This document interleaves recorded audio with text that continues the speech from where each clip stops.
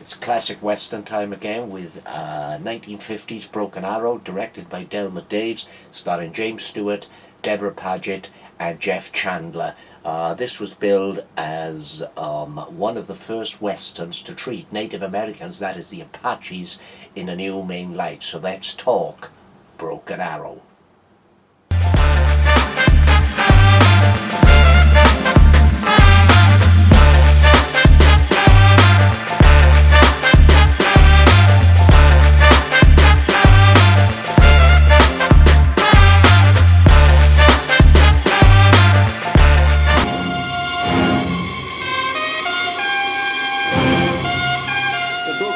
Made in 1950, and the 1950s are arguably the decade that probably has the best claim to be in the golden age of the Western movie.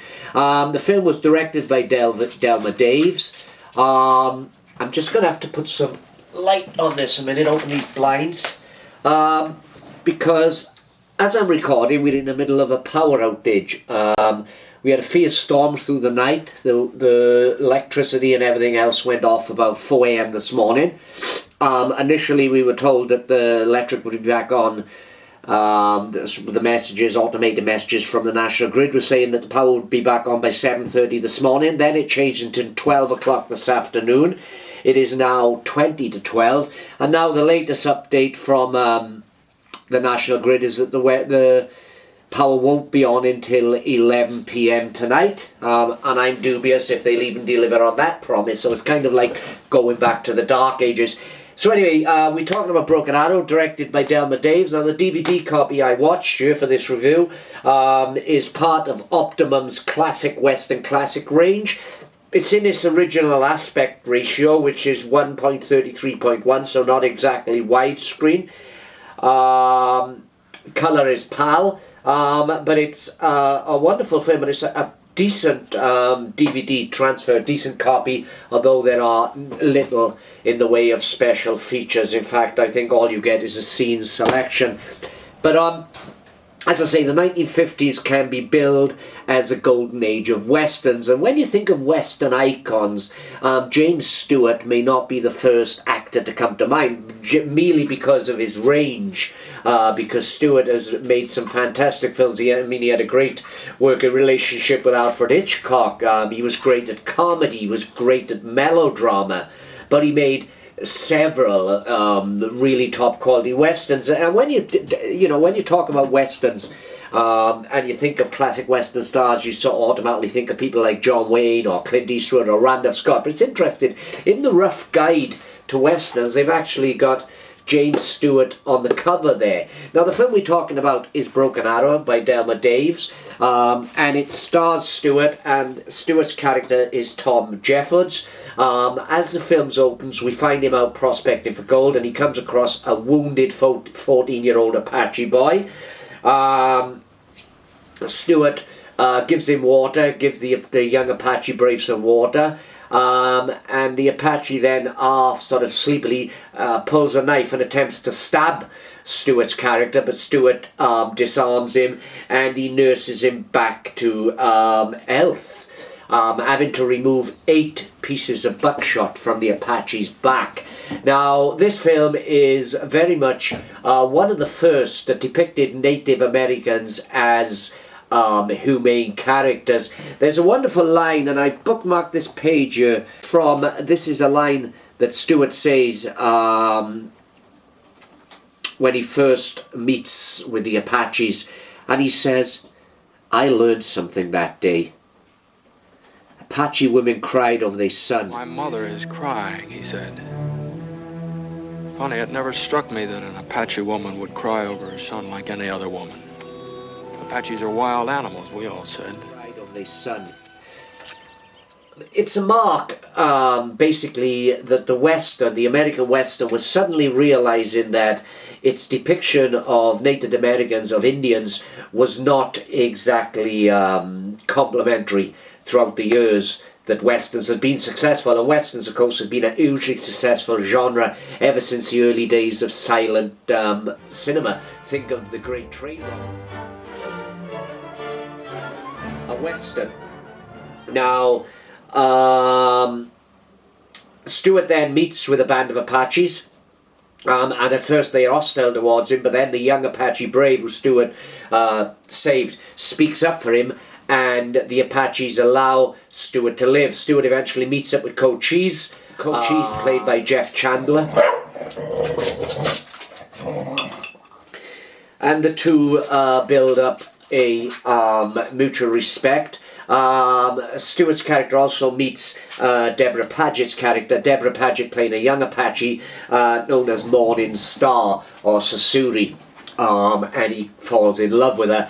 When Stewart returns back to the town, there are a lot of Indianators in the town, and the mail is being attacked by Apaches when it's trying to get through.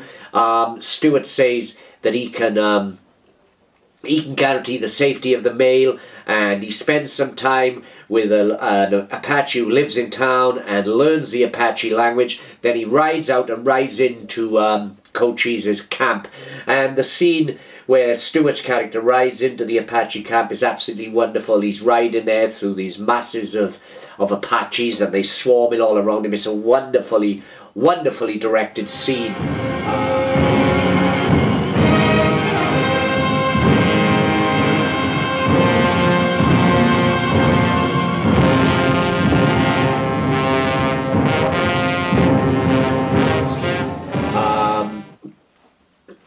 Stewart talks to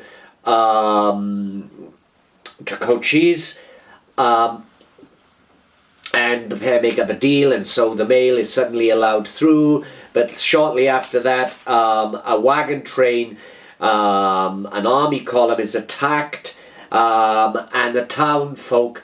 By this time Stewart has returned to town, but the town folk decide that Stewart is an Apache lover, and they decide to string him up, and they try to lynch him in the street, but he is stopped. This is stopped by an army general who tells Stewart that he needs him to take him to Cochise's camp, and a peace needs to be sorted out. It really is a wonderful movie. It's beautifully shot. Delmer Daves really plays with the Arizona landscape where the movie was shot. It's just a fantastic movie, and Stewart's performance in this is absolutely astounding. Now, even if you discount Stewart's versatility as an actor in genres other than westerns, and as I say, Stewart did so many classic movies. The Rear Window, which he made with Alfred Hitchcock, Rope, another Alfred Hitchcock film. There are so many. Harvey, of course, which was a twee melodramatic comedy. But if you exclude all that, Stewart's versatility, even within the Western genre, is legendary. I mean, I've got several DVDs here, Westerns starring James Stewart, and they're all widely different. Winchester 73, for instance, which was directed by Anthony Mann.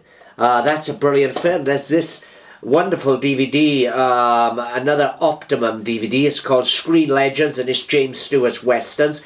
And there are 4 Westerns on here starring James Stewart, and they're all totally different. We've got The Man from Laramie. We've got Two Rode Together. We've got Shenandoah. And we've got Destry Rides Again, which is, for my mind, one of the finest comedic Westerns ever made. But that displays James Stewart's versatility as an actor, and why, as I said at the front of this video, when you think of Western icons, you don't automatically think of James Stewart, because of his sheer range, the breadth of his performances, and James Stewart always gave wonderful performances no matter what he was appearing in. Stewart was, of course, an Oscar-winning actor. He was famed for his kindly persona.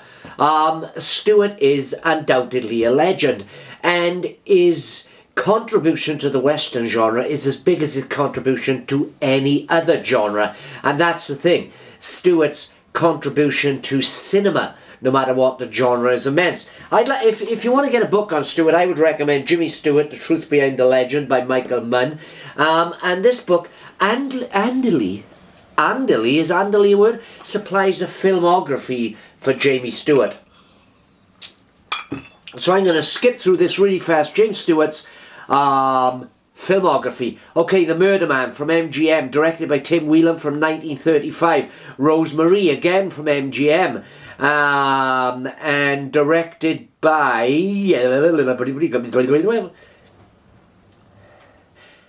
W.S. Van Dyke. Next Time We Love from Universal, which was 1936. Wife vs. Secretary, that's 1936 also. Small Time Girl, 1936 again. And again in 1936 we have Speed, which was an MGM movie, as was A Gorgeous Hussy, which came out in 36 as well. Born to Dance was 36. After the Thin Man was 36. Seventh Heaven was 37. The Last Gangster, directed by Edward Ludwig, was 37. Navy Blue and Gold, 1937. Of Human Arts, 1938. Vivacious Lady, 1938, directed by George Stevens. And don't forget, George Stevens, of course, was responsible for Shane, which is another classic Western that we'll talk about one day in this series of Western reviews.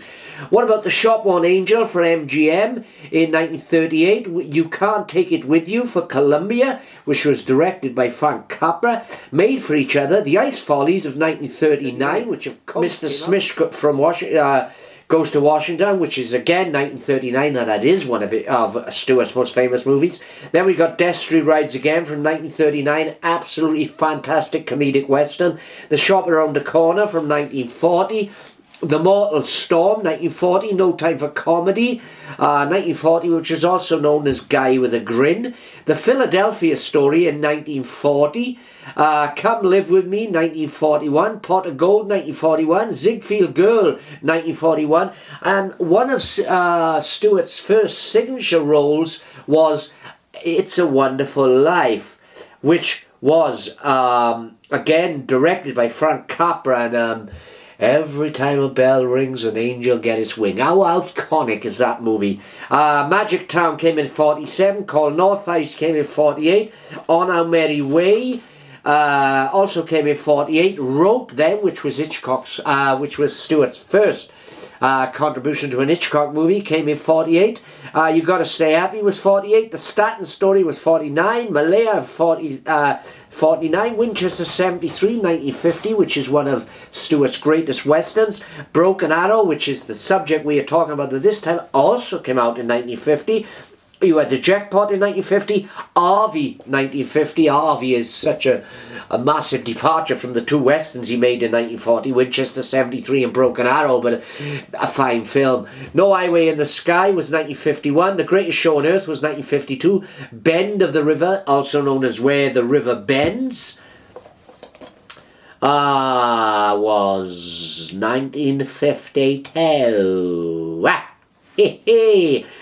Carbine Williams, 52. The Naked Spur, 53. Absolutely fantastic western that. Thunder Bay, 53. The Glenn Miller Story, 1953.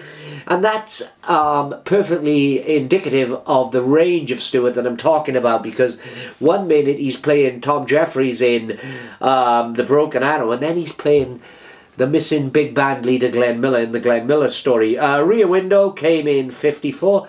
Arguably Stewart's most famous collaboration with Hitchcock. We had The Far Country of 55. Strategic Air Command in 55.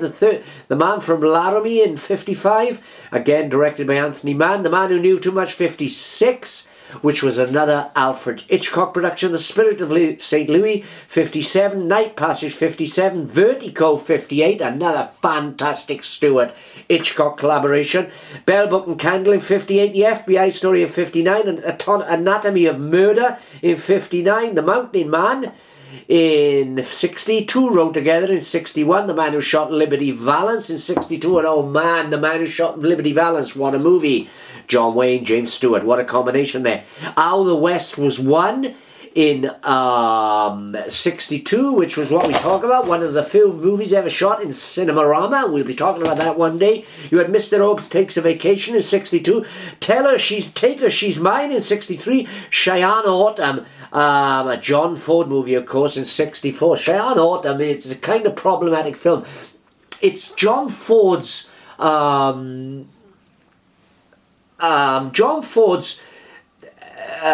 movie where he tries to pay homage, he tries to make up for past misrepresentations of Native Americans. It's John Ford's apology to the American Indian, to the Native American. Shannon Autumn's a great movie. We've got to talk about that one day because it is troubled. It's far less well known than it deserves to be. Dear Bridget in 1965, Shenandoah in 65.